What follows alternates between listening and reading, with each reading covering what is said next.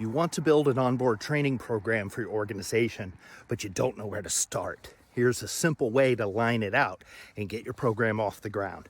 First, think about all the mission, vision, value, culture, ethos topics that are important for your organization.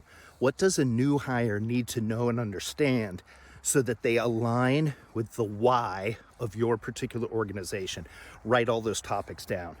Next, think about the next 30, 60, and 90 days.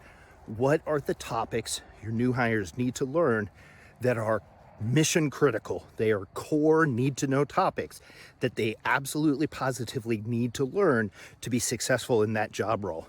Write them all down. Next, think about all the administrative topics. What are the administrative things to be able to move through and function inside your organization?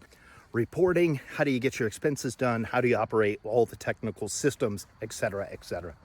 Next, go through those topics again and subdivide them into two categories.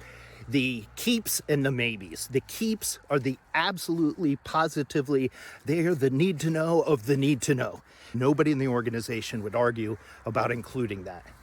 The maybes are the topics that are pretty important.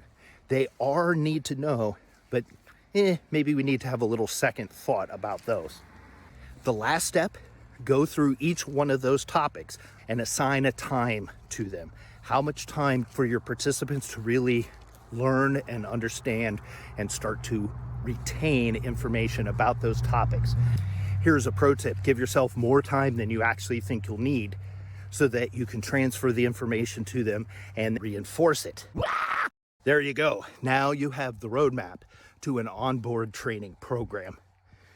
You can take a look at the total number of topics and the amount of time to cover those topics, and you can start to make some decisions of what is the appropriate amount of time for your new hire training program to take.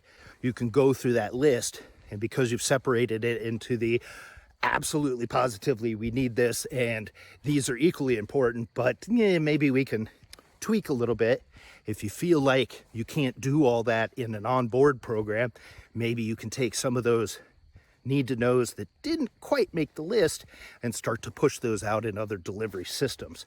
Speaking of other delivery systems, you now have a laundry list to figure out what is done in a classroom setting, what is done virtually, what is done through self-study, e-learning, videos, etc., etc. It doesn't need to be cumbersome, it doesn't need to be complicated, and it certainly doesn't need to be costly.